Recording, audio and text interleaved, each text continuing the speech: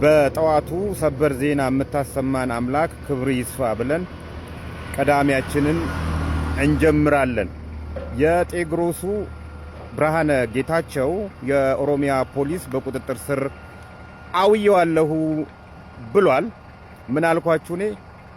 ይሄ ድርጅት ከዚህ ዓመት አያልፋትም ብያችሁ ነበር። ይኸው እንግዲህ ጤግሮስ ትሬዲንግ መጀመሪያ መሰረት አድርጎ የተንቀሳቀሰው የመንግስት መስሪያ ቤቶችን ነው። አንደኛው የአዲስ አበባ ትምህርት ቢሮ ነው። ሁለተኛው የኦሮሚያ ወጣቶች ነው። ሶስተኛው የአማራ ወጣቶችና ስፖርት ቢሮ ነው። እነዚህም ቢሮ ነው መሰረት አድርጎ ሲንቀሳቀስ የነበረው። መኪና ከቻይና በርካሽ አስመጥቼ አከፋፍላለሁ፣ ሰጣቸዋለሁ፣ ለወጣቶቹ ስራ ያገኛሉ። ብርሃን የሚባል ሱቅ ከፍቼ ሱቅ እንዲሸጡ አረጋቸዋለሁ።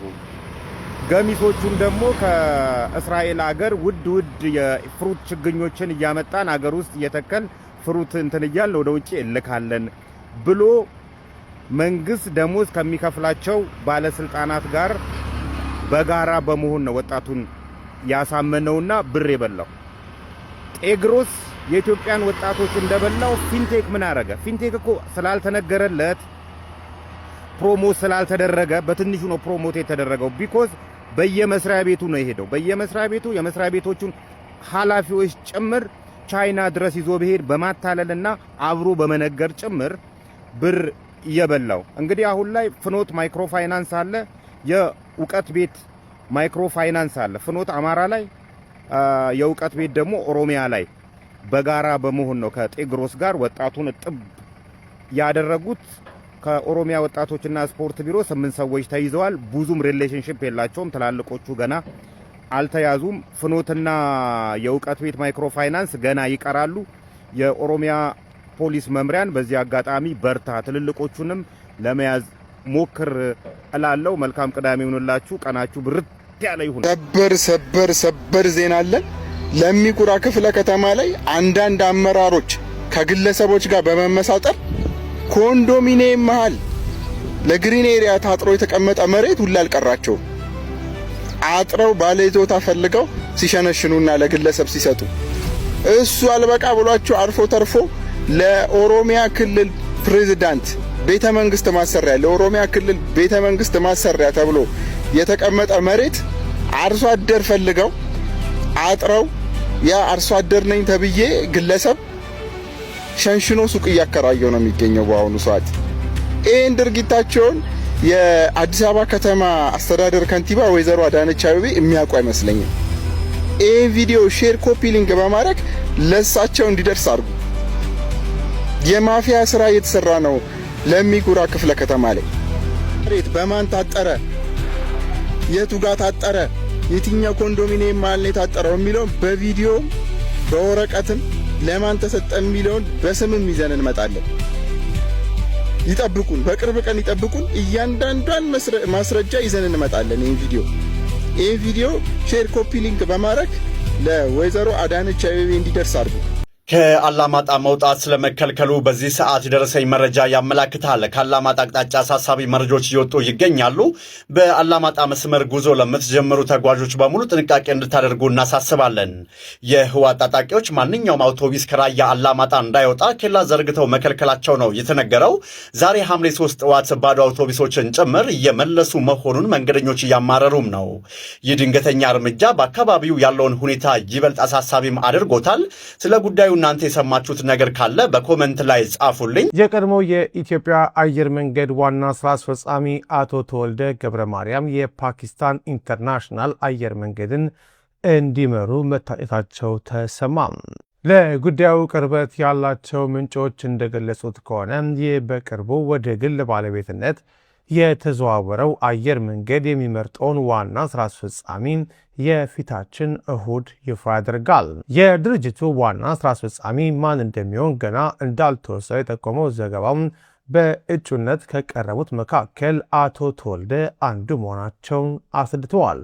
አቶ ተወልደ ከእጩዎች መካከል ከፍተኛ ግምት እንደተሰጣቸው ገልጾም ለዚህ ደግሞ በኢትዮጵያ አየር መንገድ ቆይታቸው ያገኙት ስኬት ትልቅ አስተዋጽኦ እንዳደረገላቸው ተነግሯል። ብሉምበርግ ዛሬ ባቀረበው ዜና በአቶ ተወልደ አማር የኢትዮጵያ አየር መንገድ ከአዲስ አበባ ተነስቶ በመላው አህጉር ውስጥ የሚገኙ ከተሞችን የሚያገናኝ በአፍሪካ ትልቁ ለመሆን ችሏል በማለት ጠቅሷል። የፓኪስታን ኢንተርናሽናል አየር መንገድ ረጅምና ውስብስብ የፕራይቬታይዜሽን ሂደትን ያሳለፈ ሲሆን አሁን መንግስት በድርጅት ውስጥ ያለውን ከፍተኛ ድርሻ አውጥቷል። የመንግስት ድርሻ 35% ብቻ በሆነበት በአዲሱ የድርጅቱ መዋቅር ከኪሳራ ለመውጣትም እቅድ ይዟል። መልካም ዕድል አቶ ተወልደ። እጅግ ያሳዝናል፣ እጅግም ልብ ይሰብራል። ተመራቂው ወጣት ለራሱ ምርቃት የተገዛው በሬ ወቅቶት ሕይወቱ ማለፉ ተሰምቷል። በደስታና በፈገግታ የደመቀው ቤት በአንድ ጀንበር የለቅሶና የዋይታ ድምፅ ሲሰማበት ማየት እንዴት ልብ ይሰብራል።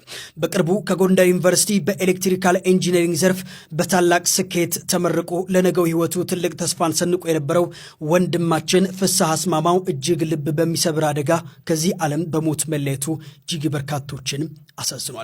የነገው የሀገር ተስፋ ለቤተሰቦቹ መከታና እንዲሁም ደግሞ የብዙዎች ኩራት የነበረው ፍስሐ የለፋበትን የድካሙን ፍሬ አይቶ ገና ሳይጠግብ እንዲህ በወጣትነቱ መቀጠፉ እጅግ ያማል። ይህ ተስፋ የተጣለበት ወጣት ከሳምንታት በፊት ነበር የምርቃት ካባውን የደረበው። ወላጆችና ዘመድ አዝማድ የምርቃቱን ደስታ አብረውት ለማሳለፍ ከጎንደር ጋይንት ከተማ ወደ ተወለደበት አካባቢ ይዘውት አምርቶ ነበር። ነገር ግን በትላንትናው ዕለት ለምርቃቱ ድግስ ተብሎ የተገዛው በሬ በድንገት ወቅቶት ሕይወቱ ሊያልፍ ችሏል።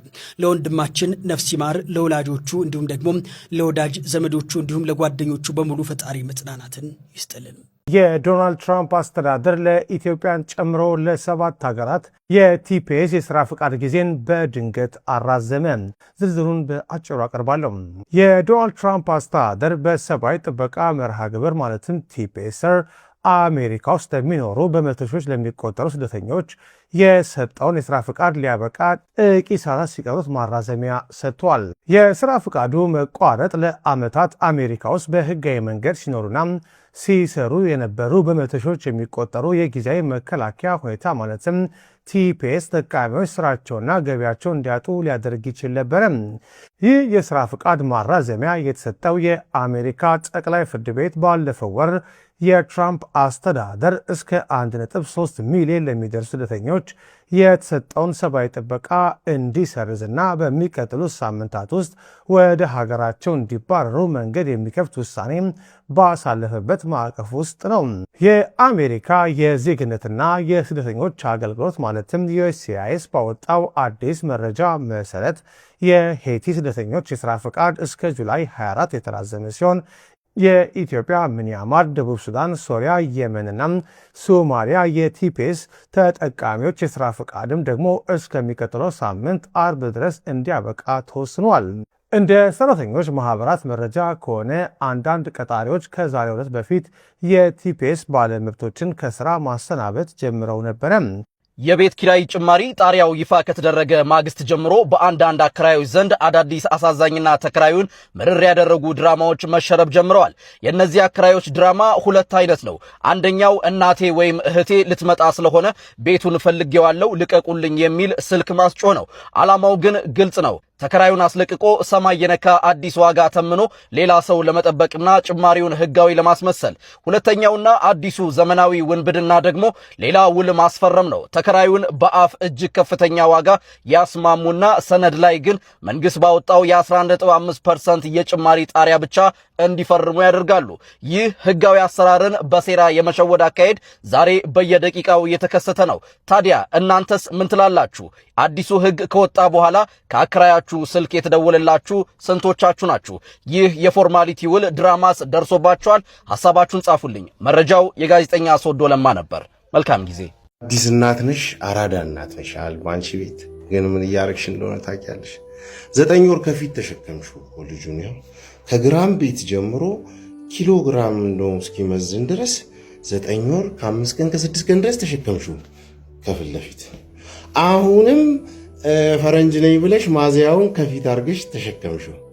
ወገብሽ አንቺ አይደለም እንዴ እናቱ? አይፈልግም እንዴ ወገብሽ? አይፈልጊው? ምን እያረግሽ ነው ታዲያ? በተለይ የመጀመሪያ ልጅ የምትወልዱ እናቶች፣ ከዛ በኋላ እርግጠኛ ነኝ አብዛኞቻችሁ እንደው ከ70% በላይ የምትሆኑት ወይኔ ወገቤን የወገብ ምናምን። እናቱ ከዲስክ መንሸራተት የሆነ ገ መስራት ታውቂያለሽ? ገ ድረስ ምናምን ራስሽ ላይ መዘዝ እያመጣሽ ነው። ነጮቹ እንደሆኑ ለተወሰነ ጊዜ ለማጥባት እንዲመቻቸው ነው ከዛ ጋሪ ላይ ነው የሚያስቀምጡት። ቀኑ ሙሉ ከፊት ለፊት ልጅሽን ይዘሽ እንጂ እንደዚህ ችኛዋ ሎካል ማዘር ለመሆኑ ሞክሪ።